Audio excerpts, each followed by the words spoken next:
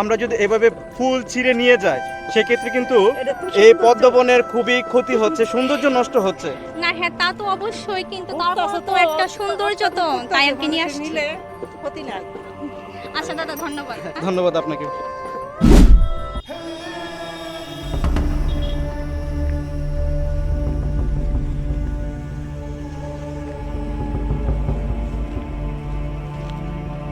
আমরা সঠিক কোনো রাস্তা পাচ্ছি না, তবু একদিক দিয়ে একটু সুযোগ পেয়েছি, এদিক দিয়ে যাওয়ার চেষ্টা করতেছি।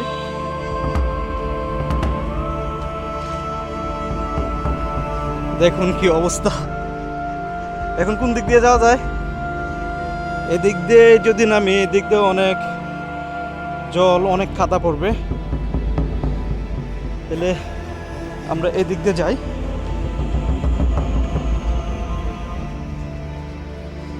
তো দর্শক বন্ধুরা, আমাদের এই চ্যানেলটাকে একটু গ্রো করার জন্য লাইক, কমেন্ট, শেয়ার তো অবশ্যই প্রাপ্তি আপনাদের কাছে।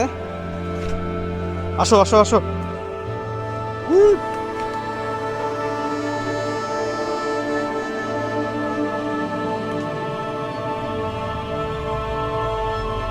ওই দিক থেকে কয়েকজন ভাই আমাদেরকে ইশারা দিয়ে ডাকছে, কিন্তু কিছু তাদের কথা বোঝা যাচ্ছে না, যে ওই দিক দিয়ে শুকনো আইল আছে। তো আমরা এখন ওই দিক দিয়ে যাই।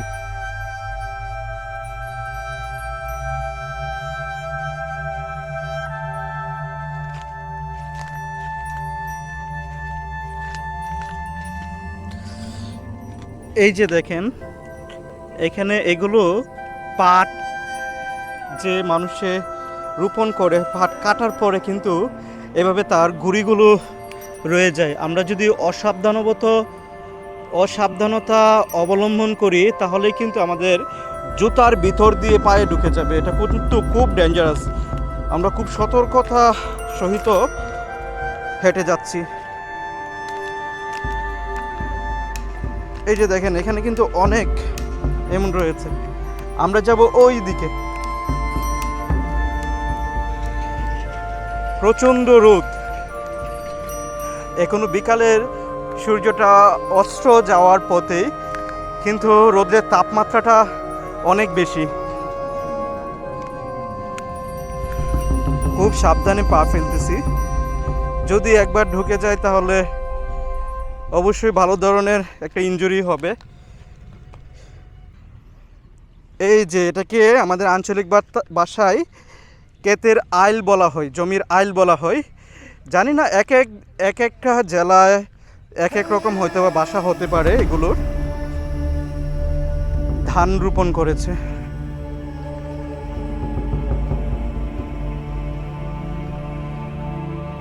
সূর্যের মধ্যে চেহারাটা জলসে যাচ্ছে, এই মতো অবস্থা। দেখি ওখানে পদ্মবিলে গিয়ে আমরা কোনো নৌকা পাই কিনা। যখন আমরা পদ্মবনের সামনে আসলাম, অনেক দর্শকের উপস্থিতি দেখতে পেলাম।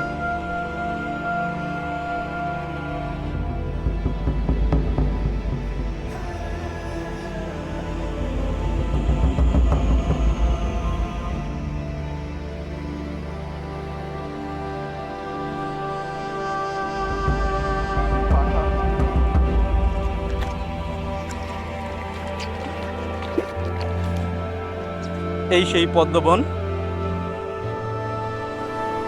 আমি কিছু এখানে আসার কিছু গাইডলাইন আপনাদের কাছে বলে দিই। আপনারা চাইলে দুদিক দিয়ে আসতে পারেন। এক হলো তারাল উপজেলা হয়ে, যেটার সিএনজি পাওয়া যায় কিশোরগঞ্জ সদর থেকে, বারোয়ালিয়া মোড় এবং উকিলপাড়া থেকে সরাসরি সিএনজি 60 টাকা ভাড়ায় তারাইল এসে পৌঁছবেন। তারাইল থেকে 10 টাকা ভাড়ায় অটো দিয়ে এই করাতির পদ্মবনে চলে আসতে পারবেন। আরেকটি হলো কিশোরগঞ্জ স্টেশন রোড থেকে করিমগঞ্জ 20 টাকা ভাড়া, ওখান থেকে আরও 20 টাকায় এই করাতি পদ্মবনে সরাসরি কিন্তু অটো নিয়ে চলে আসতে পারবেন।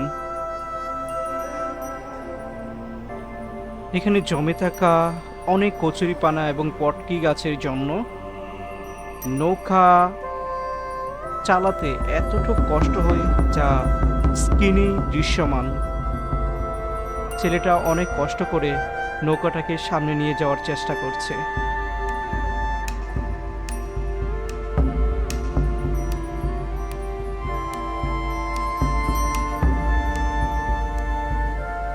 দর্শক বন্ধুরা, আমাদের এই পদ্ম ফুলগুলো যদি নিয়মিত পরিচর্যা হয়, এই পদ্মবনটা প্রশাসনের যদি সুদৃষ্টি পড়ে, তাহলে আশা করি লালে লাল হয়ে যাবে এই সবুজ বন পদ্ম ফুলের পাপড়ি ধারা।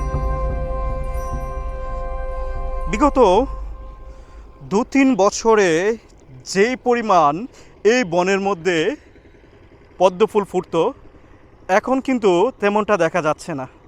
এই বছর অন্যান্য বছরের চাইতে অনেক অনেক কম।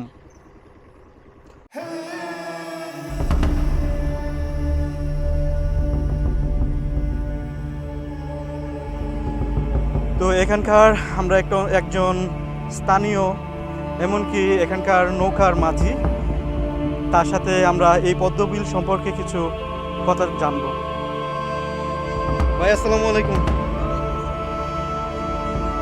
আচ্ছা, আমার জানার ইচ্ছে ছিল খুব, আপনাদের এই পদ্মবনে প্রতি বছরেই অনেক পরিমাণ ফুল ফুটে, আর এই বছর কিন্তু খুবই কম ফুল ফুটেছে, এর কারণটা কি?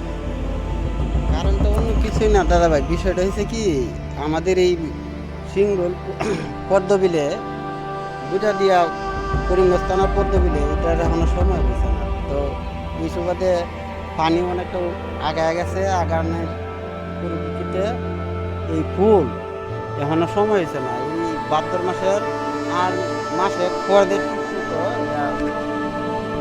1 মাস পরে এটা ঠিকমতো রোপণ করাটা সুন্দর হইবে। এখন তো বিষয়টা হচ্ছে পানি হঠাৎ করে বাইরে গেছে, গাছগুলো এত দ্রুত চালায় আগাইতে পারতেছে না, যে গাছটি আগাইছে এটি ফুল দিছে। আরেকটু লক্ষ্য করেছি, অনেক সময় অনেকে আপনাদের নৌকা নিয়ে গিয়ে ফুল তুলে নিয়ে আসে, বনের ক্ষতি, তারপর এক সৌন্দর্যতা নষ্ট করে। এজন্য কি আপনারা কোনো কিছু তাদেরকে পদক্ষেপ নিতে পারেন না, অথবা তাদেরকে কিছু বলতে পারেন না? কি বলেন? আমরা প্রত্যেককে নিষেধ দিয়ে দিই যে টিউনুর অনুমোদিত ফুল চিরা নিষেধ, এবং কি এই বিলের পরিচালনার কমিটি গঠন করা আছে। টিউনু স্যার নিজে আমাদের আইডি কার্ড নিয়ে ফটো তুললে, হ্যাঁ, এবং কি একটা ব্যানারও দিছিল। মানুষ কিছু সংখ্যক মানুষ আছে এই ফুল 2-4টা করে চিরা নেওয়ার পরে আমরা না করে দিই যে আমরা তো এই সম্পদ ঐতিহ্য গুজরাট দিয়ে মাটির সৌন্দর্য এটা নষ্ট হয়ে যাবে, আপনারা ফুল ছিঁড়েন না।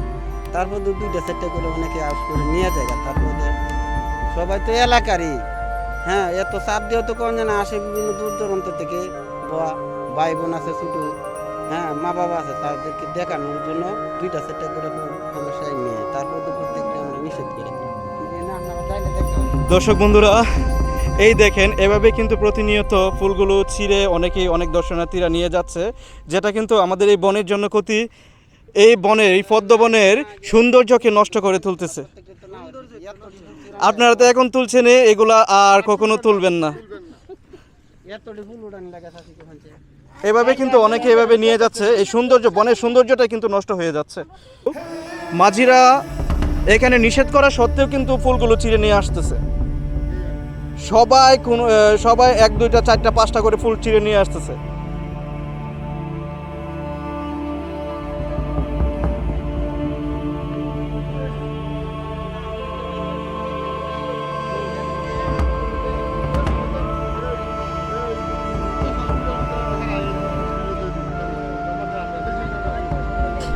দিদি, আপনাদের সাথে কি একটু কথা বলতে পারি? আচ্ছা আচ্ছা, আসেন।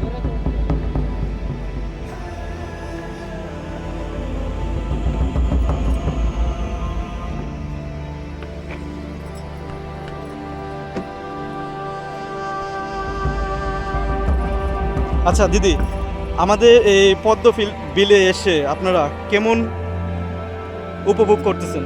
ভালো লাগতেছে, যেহেতু একটা গ্রামের মধ্যে সুন্দর পরিবেশ, তো অবশ্যই ভালো লাগারই কথা। আর সবাই আসুন, দেখুন। আর বিশেষ করে প্রশাসনের দিকে দৃষ্টি আকর্ষণ করতেছি যেন একটা পর্যটন কেন্দ্র করা যায়। এই আর কি, ধন্যবাদ আপনাকে। ধন্যবাদ। কিন্তু আমরা যদি এভাবে ফুল ছিঁড়ে নিয়ে যাই সেক্ষেত্রে কিন্তু এই পদ্মবনের খুবই ক্ষতি হচ্ছে, সৌন্দর্য নষ্ট হচ্ছে। না হ্যাঁ, তা তো অবশ্যই, কিন্তু তার তো একটা সৌন্দর্য তো, তাই আর কি নিয়ে আসছি। ক্ষতি নাই। আচ্ছা দাদা, ধন্যবাদ। ধন্যবাদ আপনাকে।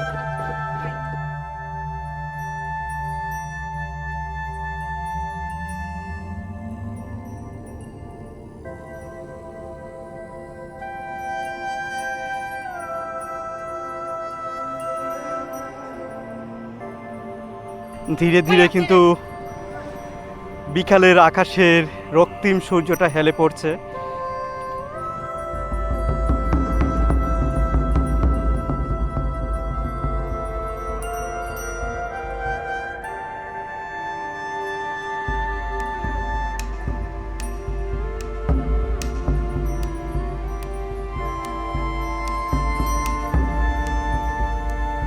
ছিরাশি ফুটে থাকা লাল লাল সবুজের বুকে পদ্মর মেলা।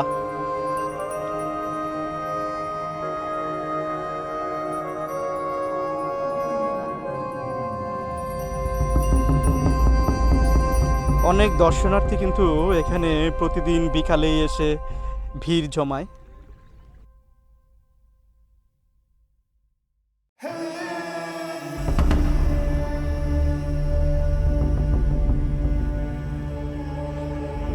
প্রতিদিন রিফ্রেশ হওয়ার জন্য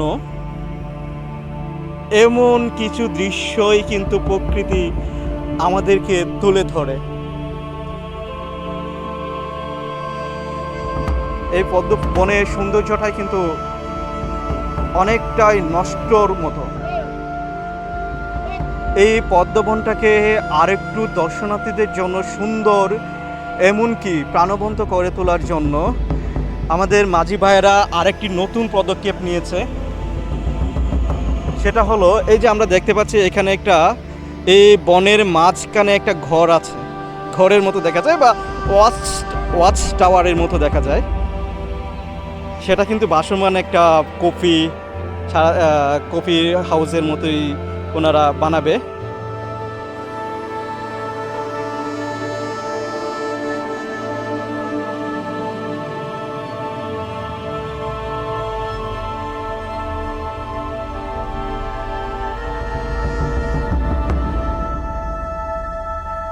দ্য নেচার্স হেভেন, প্রকৃতির ভূস্বর্গ। ওনারা আমার চ্যানেলের নামটা জিজ্ঞেস করেছিল, তাই নামটা বলে দিলাম। আপনারা যারা স্ক্রিনে এখনও আছেন, যদি সাবস্ক্রাইব না করে থাকেন তাহলে সাবস্ক্রাইব করে নিন, আর যারা ফেসবুকে আছেন তারা ফলো দিয়ে লাইক এবং শেয়ার করে নিন। কমেন্ট বক্সে লিখে ফেলুন আপনাদের এই ভিডিওটা কেমন লেগেছে। আর আপনাদের কমেন্টের মাধ্যমে আমি ইন্সপায়ার হব, এমনকি আরও সুন্দর সুন্দর দৃশ্য আপনাদেরকে আমি উপহার দিব।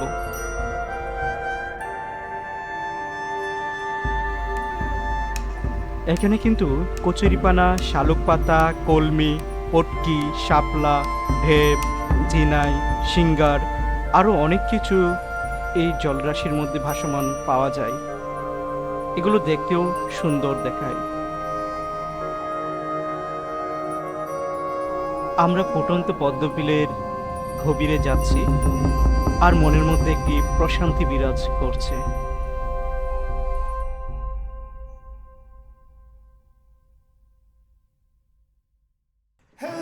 রাশি রাশি ফুটে থাকা লাল লাল সবুজের বুকে পদ্মর মেলা।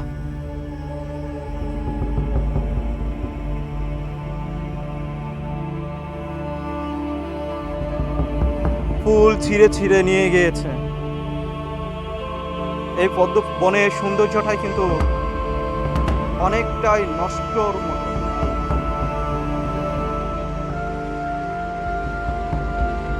ভাই, আপনারা যে এভাবে এই পদ্ম ঘাস, পদ্ম পাতা, এমনকি আরও ভেষজ উদ্ভিদ আছে যেগুলোর মধ্যে দিয়ে অনেক কষ্ট করে, কচুরি আছে, অনেক কষ্ট করে যেভাবে এই নৌকা ভান বা নৌকা চালান, এতে করে আপনাদের দৈনিক কত টাকা আপনাদের পড়ে? যাত্রী যদি আসে তাহলে আমরা ভালো আর যাত্রী না আসতে যাত্রী যখন তো আসে বিভিন্ন এলাকার তো আসে 150 একজন আসলে 150 50 60 100 এভাবে 300 মানুষ বিশেষ এভাবে দেয় আমরা তারা নিয়ে যাই এইটাই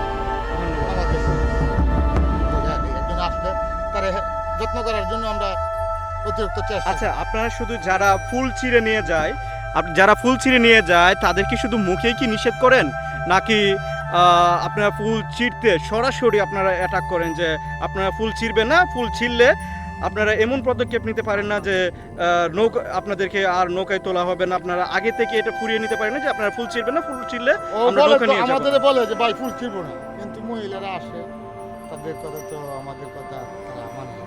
5টা 4টে ফুল ছিঁড়ে করার কিছু নয় ভাই, মা বোন তো সকলে গেছে ভাই 5টা ফুল ছিঁড়ছি এই ধন্যবাদ আপনাকে।